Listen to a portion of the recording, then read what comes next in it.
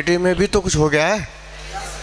हाँ, estimation of carbon, hydrogen, living method, और उसके बाद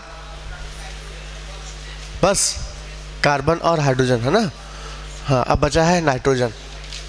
हाँ, उसमें एक चीज़ हम लोग को और बताए थे हम, POAC, principal of atomic conservation बताया था, जिससे हम कंबशन के बाद जो CO2 वाटर प्रोड्यूस होती है उससे हम उसका माल का फॉर्मूला निकाल लेंगे जल्दी से, शॉर्टकट तरीके से, कम समय में। बुक से तुम अलग डिफरेंट बताए थे, याद है? बोलो। जो एब्सेंट है वो चुपचाप बैठा है, और जो क्लास किया वो उसका चेहरा हिल रहा है। क्यों, गलत बोल रहे हैं?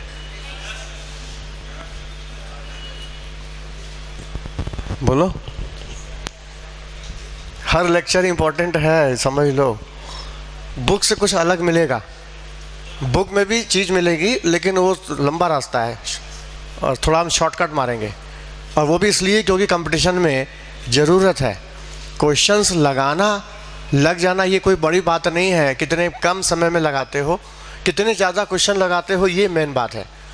तो इसके लिए कुछ शॉर्टकट तरीके अपनाने पड़ते हैं, जैसे कि हमने इक्विवेलेंट कंसेप्ट दिया उधर से, और यहाँ POAC दिया था, ठीक है। उसी का एक एग्जांपल और बताएंगे आज हम तुम लोगों को सबसे पहले मॉलिक्यूलर वेट निकालना सिखाएंगे किसी ऑर्गेनिक एसिड का या किसी ऑर्गेनिक बेस का। ये जो हम टॉपिक पढ़ा रहे हैं ना, ये तुम्हारी 12 के NCERT के लास्ट चैप्टर में दिया हुआ है, molecular weight determination of organic acid and organic base, और कंसेप्ट लगाएंगे POAC का, प्रिंसिपल ऑफ एटॉमिक कंजर्वेशन का। तो हेडिंग दो, उसके बाद हम बताएंगे ड्यूमा मेथड, जेल्डाल मेथड।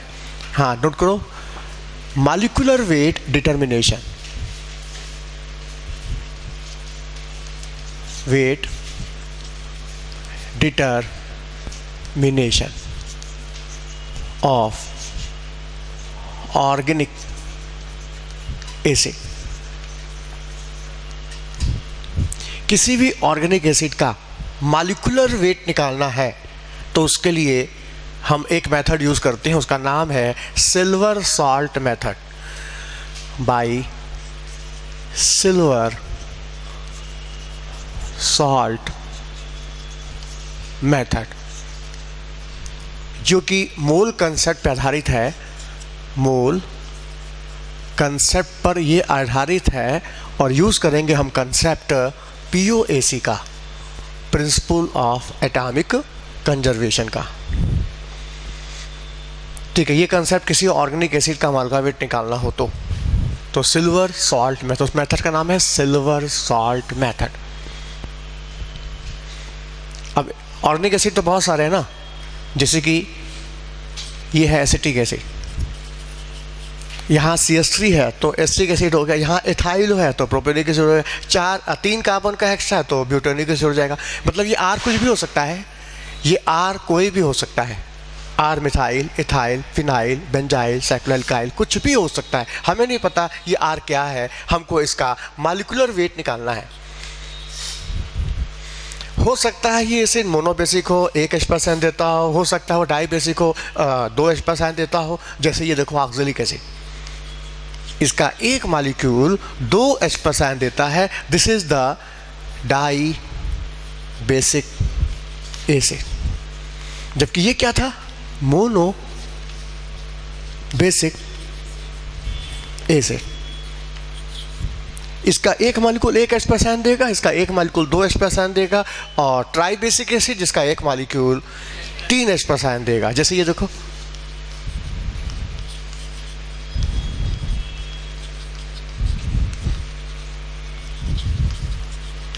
इसका एक मॉलिक्यूल 3 H% देगा, this is the try basic acid.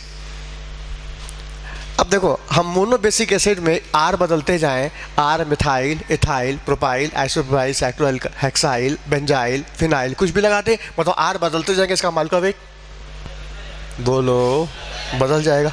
तो कई एसिड बन सकते हैं मोनोबेसिक के। अच्छा, डाई बेसिक एसिड में हमने यहाँ 2 कार्बोक्सिल यूज़ किया, तो इसका नाम ऑक्जेलिक एसिड है। इसका नाम क्या है, ऑक्जेलिक एसिड। मान लो हमने एक बीच में CH2 लगाया, बीच में CH2 लगा दिया, COOH, CH2, COOH, ठीक है। अब भी डाइबेसिक एसिड रहेगा, लेकिन मॉलिक्यूलर वेट बदल गया। इसका नाम है मैलोनिक एसिड। अच्छा, एक CH2 और लगाया, हाँ, ओम्स गैप, इसको बोलते हैं ओम्स गैप। हाँ, यदि तुमने कुछ नहीं लगाया तो नाम क्या हो गया? ऑक्जेलिक। एक CH2 लगाओगे तो मेलोनिक, एक और लगाओगे सक्सेनिक, एक और लगाओगे ग्लूटारिक, एक और लगाओगे एडिपिक, एक और लगाओगे पाइमेलिक एसिड। मतलब CH2 लगाते जाओगे तो एसिड क्या होगा? बदलता जाएगा, रहेगा तो डाई बेसिक, लेकिन वो कौन एसिड है तुमको पता नहीं है, तुमको उसको मालका वेट से निकालना है। मालका वेट से पता चल जाएगा वो एसिड कौन सा है कि नहीं? तुमको मालिकुलर वेट निकालना है तो क्या करो, तुम सिल्वर साल्ट मेथड लगा दो। इस मेथड से तुम किसी भी monobasic, dibasic, tribasic acid का मालिकुलर वेट निकाल सकते हो, और मालिकुलर वेट से पता चल जाएगा एसिड कौन सा है, पता चल जाएगा। तो कैसे निकालोगे? शुरुआत हम करते हैं, सबसे पहले मोनोबेसिक एसिड का मालिकुलर वेट निकालना है with the help of silver salt method. Monobasic मतलब उसका एक मालिक्यूल एक H+ आयन देगा, तो हम कह सकते हैं वो एसिड HA हुआ, क्योंकि एक मालिक्यूल एक H आयन दे रहा है। अच्छा, डाई बेसिक रहेगा तो हमको क्या कहेंगे? H2A का देंगे, क्योंकि 2 H+ आयन दे रहा है। ट्राई बेसिक एसिड है तो H3A कहेंगे, क्योंकि एक मालिक्यूल 3 H+ आयन दे रहा है। ये है मोनोबेसिक, ये है डाई बेसिक, ये हो गया ट्राई बेसिक। मान लो एसिड मोनोबेसिक है, मोनोबेसिक एसिड, और हमको इसका मालिकुलर वेट निकालना है। क्या करेंगे? इस एसिड को हम सिल्वर नाइट्रेट से रिएक्ट करा देंगे, सिल्वर नाइट्रेट से रिएक्ट कराएंगे। होगा क्या? ये सिल्वर एसिडिक हाइड्रोजन को रिप्लेस कर देगा और बन जाएगा इस एसिड का सिल्वर सॉल्ट AgA, ये बन जाएगा। समझ में आया? हम क्या कर रहे हैं? किसी मोनोबेसिक एसिड का मालिकुलर वेट निकालने जा रहे हैं। समझो ये मोनोबेसिक एसिड है, एक H+ आयन दे रहा है, हमको इसका मालिकुलर वेट निकालना है। ये पता चलना करना है कि R क्या है, R मिथाइल है, इथाइल है, ये एस्टिक एसिड है, प्रोपियोनिक है, ब्यूटारिक एसिड क्या है आपको पता नहीं है, हमको इसका मालिकुलर वेट निकालना है। हमने उस एसिड का सिल्वर नाइट्रेट से रिएक्शन करा के उसका सिल्वर सॉल्ट बनाया, मतलब ये H+ आयन जो था वो सिल्वर आयन से क्या हो गया? रिप्लेस हो गया, अब बन गया सिल्वर सॉल्ट। बन सकता है कि नहीं? पता है एसिडिक हाइड्रोजन को सिल्वर रिप्लेस करता है। जैसे तुम लोग हम बताए थे कि जो टर्मिनल अल्काइन होता है, टर्मिनल अल्काइन एस्टलीन का, ये हाइड्रोजन एसिडिक होता है। इसको चेक करने के लिए हम लोग क्या करते हैं? उसमें सिल्वर नाइट्रेट डालते हैं, तो होगा क्या? ये सिल्वर आयन H+ आयन को रिप्लेस कर देता है और सिल्वर एसिटाइड का वाइट प्रेसिपिटेट आता है। ये बात हम क्लास में सुनाए थे। ये एसिडिक हाइड्रोजन है जो कि सिल्वर आयन से क्या हो गया? रिप्लेस कर गया, और सिल्वर एसिटाइड का वाइट प्रेसिपिटेट बनता है। इसी तरह से कोई भी एसिड है, हमने सिल्वर नाइट्रेट डाल दिया तो उसका जो एसिडिक हाइड्रोजन होगा वो सिल्वर से रिप्लेस हो जाएगा और बन जाएगा सिल्वर सॉल्ट। उस सिल्वर सॉल्ट का वेट ले लेंगे, उसको जो भी सॉल्ट बनेगा उसको तराजू पे तौल के उसका वेट उठा लेंगे, वेट निकाल लेंगे, उसको हम नोट कर लेंगे। नोट करने के बाद क्या करेंगे? उस सिल्वर सॉल्ट को हम गर्म करेंगे, हीट करेंगे, और जब हम हीट करेंगे तो इसका जो ऑर्गेनिक पार्ट है ए मतलब ये पार्ट, ऑर्गेनिक पार्ट जो है वो वेपर बन के उड़ जाएगा, क्योंकि ऑर्गेनिक कंपाउंड क्या होता है? वॉलेटाइल। तो वॉलेटाइल होने की वजह से इसका जो ऑर्गेनिक पार्ट जो है, ए वाला पार्ट, ये वाला पार्ट, वो वेपर बन के उड़ जाएगा। क्यों? Because this is organic part और organic is the volatile. Organic compound covalent होते हैं ना, तो कोवलेंट कंपाउंड क्या होता है? वॉलेटाइल। इसका सारा ए ऑर्गेनिक पार्ट वेपर बन के उड़ जाएगा और वहाँ केवल रेसिड्यू बचेगा, उस रेसिड्यू में केवल सिल्वर होगा, बस रेसिड्यू समझते हो ना? किसी भी कंपाउंड को हीट करने के बाद जो उसका अनडिकम्पोज पार्ट बचता है, जो डिकम्पोज नहीं कर पाता, उसको बोलते हैं रेसिड्यू। वो जो बचेगा उसका हम वेट ले लेंगे। याद रखना, इस रेसिड्यू में केवल सिल्वर होगा और कुछ नहीं होगा, कुछ नहीं होगा, केवल सिल्वर होगा। फिर तुम कहोगे हम कैसे माने सिल्वर होगा? सिल्वर का ऑक्साइड क्यों नहीं होगा? क्योंकि यहाँ पे ऑक्सीजन है। यदि यहाँ सिल्वर है तो ये ऑक्सीजन को भी लेके Ag2O बना दे, सिल्वर का ऑक्साइड हो सकता है, लेकिन नहीं, आप केवल सिल्वर बोल रहे हैं। क्यों? इसलिए बोल रहे हैं क्योंकि इलेक्ट्रोकेमिकल सीरीज, रिएक्टिविटी सीरीज की प्रॉपर्टी है कि इस सीरीज में जितने मेटल मरकरी और उसके नीचे होते हैं, मरकरी और उसके नीचे होते हैं, उनके सॉल्ट को तुम जब भी गर्म करोगे तो फ्री मेटल मिलेगा। और मरकरी के ऊपर जितने भी सॉल्ट है, मरकरी के ऊपर कॉपर है, उसका सॉल्ट जब हीट करोगे तो ऑक्साइड मिलेगा। सिल्वर मरकरी के सिल्वर मरकरी के नीचे है, इसलिए इसके सॉल्ट को तुम जब भी गर्म करोगे तो रेसिड्यू में फ्री सिल्वर होगा, मेटल होगा, ऑक्साइड नहीं होगा। हमने क्या बोला? मरकरी के नीचे जितने भी हैं, मरकरी के नीचे का कोई भी है सॉल्ट, उसको हीट करोगे तो फ्री मेटल मिलेगा और मरकरी के ऊपर वाला ऑक्साइड देगा। अब जैसे मान लो कॉपर कार्बोनेट है, कॉपर कार्बोनेट है, तुमने हीट किया तो तुमको कॉपर का ऑक्साइड मिलेगा, CO2 गैस निकलेगी। लेकिन सिल्वर कार्बोनेट को हीट किया तो सिल्वर मिलेगा, CO2 मिलेगा, O2 मिलेगा। ये सिल्वर मरकरी के नीचे है और कॉपर मरकरी के ऊपर है। ऊपर वाला ऑक्साइड देगा और नीचे वाला फ्री मेटल देगा। समझ में आया? क्योंकि ये सिल्वर का सॉल्ट है, इसलिए हम कहेंगे हीट करने पर हमको रेसिड्यू जो मिलेगा उसमें केवल सिल्वर होगा और सारा ऑर्गेनिक पार्ट गर्म करने पर वेपर बन के उड़ जाएगा। Because organic compound is volatile, volatile मतलब वेपराइज, वेपर बन के उड़ जाएगा। इस रेसिड्यू का भी हम वेट ले लेंगे, जो भी हमको वेट मिलेगा उसको हम ले लेंगे, तराजू पे तौल लेंगे। तो हमने दो चीज़ का वेट लिया। क्या चीज़ का, किसका वेट लिया? इस एसिड सॉल्ट का वेट लिया था और हीट करने के बाद रेसिड्यू का वेट लिया था। ले लिया? बोलो। अब बता, इस प्रोसेस में silver is conserve, silver is conserve है। कंजर्व क्यों? कंजर्व किसको बोलते हो? जिसके एटम कंजर्व है। जितने एटम रिएक्टेंट साइड उतने एटम प्रोडक्ट साइड। जैसे law of conservation of mass होता है ना, रिएक्शन के दौरान मास कंजर्व रहता है, जितना मास रिएक्टेंट का उतना मास प्रोडक्ट का। उसी तरह से जैसे मास कंजर्व रहता है वैसे एटम भी कंजर्व रहता है। जितने एटम हीट करने से पहले रिएक्टेंट साइड उतने ही एटम हीट करने के बाद प्रोडक्ट साइड। तो जितने सिल्वर हीट करने से पहले रिएक्टेंट साइड थे उतने ही सिल्वर हीट करने के बाद प्रोडक्ट साइड होंगे। मतलब silver is conserve, then we have to apply POAC for silver. हम POAC अप्लाई करेंगे सिल्वर के लिए। हाँ, POAC फॉर सिल्वर।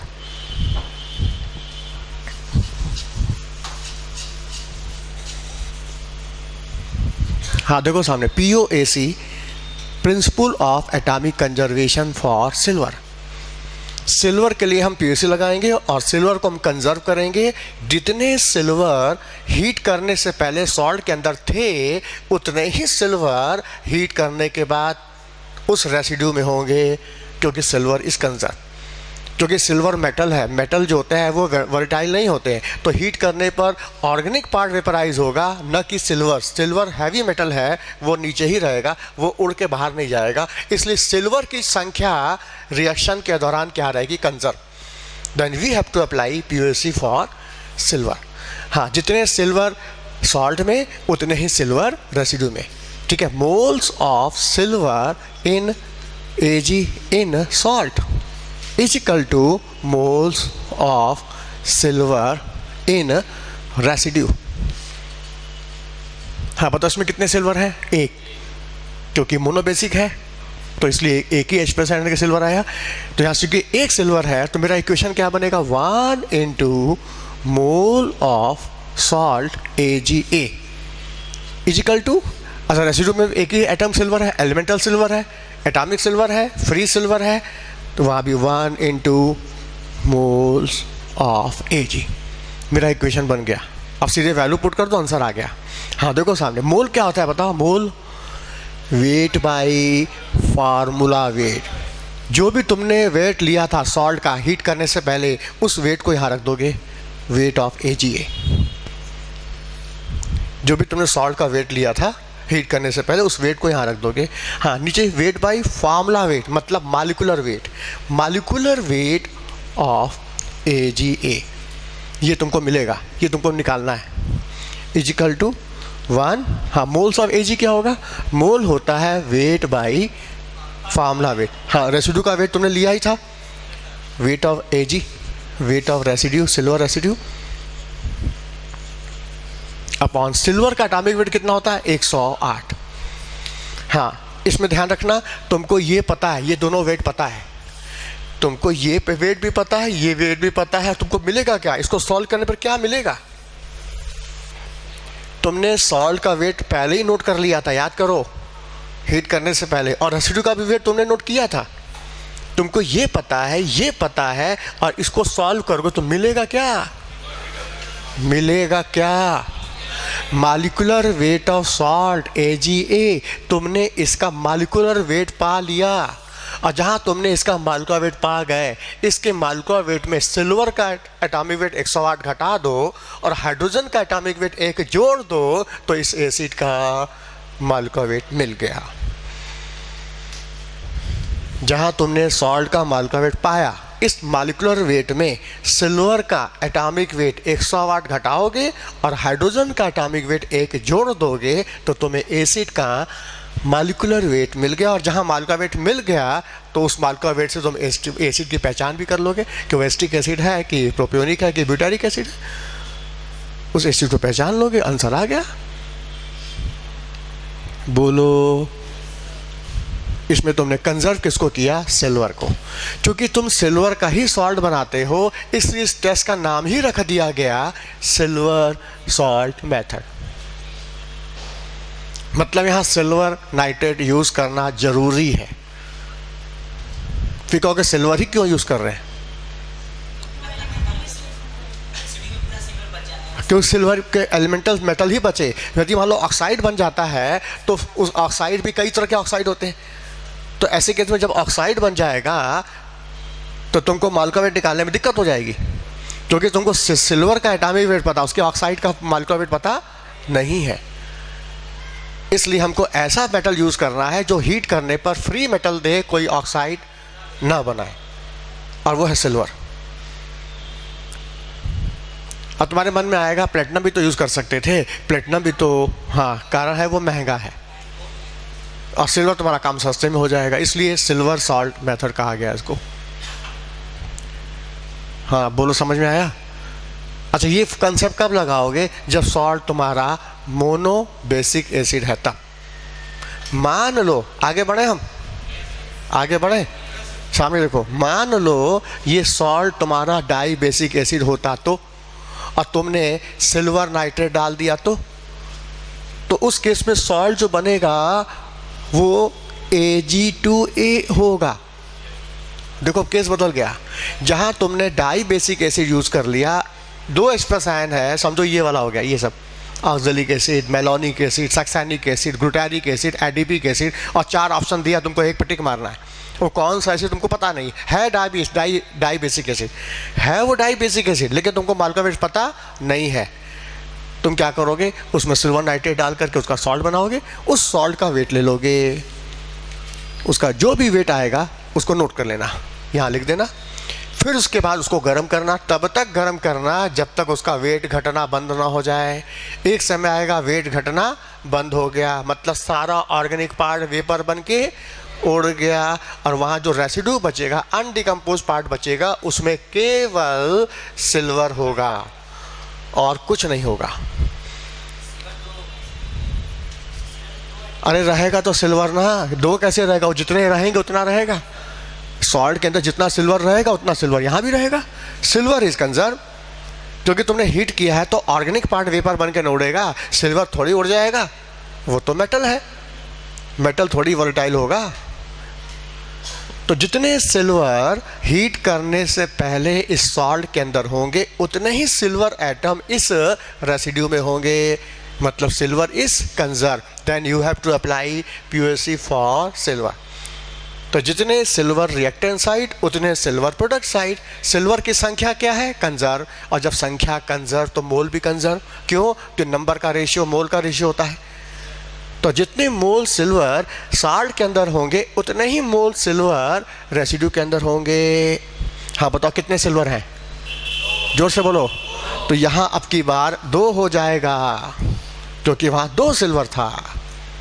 अच्छा, रेसिड्यू में सिल्वर एलिमेंटल फॉर्म है, एटॉमिक फॉर्म है, तो यहाँ 1 रहेगा। अब ठीक है, तुम्हारा फॉर्मूला बन गया, वैल्यू पुट करो, आंसर आ गया। हाँ वैल्यू पुट करेंगे। हाँ, वेट ऑफ Ag2A का जो वेट तुमने यहाँ नोट किया था उठा के यहाँ रख दो। और यहाँ जो माल का वेट किसका आएगा? Ag2A का आएगा। मोल क्या होता है? वेट बाई माल का वेट। वेट तुमने पहले ही नोट किया था, Ag2A सॉल्ट का पहले ही नोट कर लिया था। नीचे किसका? माल का वेट मिलेगा तुमको। इज प्लस, हाँ, is equal to 1 into weight of residue. हाँ, जो रेसिड्यू का वेट आया था वो यहाँ रख दो। Atomic weight 108। तुमको क्या क्या पता है? सॉल्ट का वेट पता है, रेसिड्यू का वेट पता है, और इस वैल्यू पुट करके तुम इसका माल का वेट पा जाओगे। इस सॉल्ट Ag2A, इस सॉल्ट Ag2A का माल का वेट तुमको मिल जाएगा। और जहाँ माल का वेट तुम पा लिए, जहाँ तुमने Ag2A का माल का वेट पा लिया, क्या करोगे? समझ में आ रहा है क्या करोगे? इस मॉलिक्यूलर वेट में 2 सिल्वर का एटॉमिक वेट, मतलब 108, 108 कितना, 216 घटाओगे और उसमें 2 हाइड्रोजन का एटॉमिक वेट जोड़ोगे तो एसिड का आ जाएगा, वो डाई बेसिक एसिड होगा।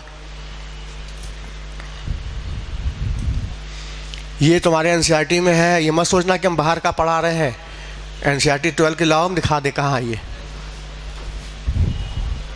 चले आगे।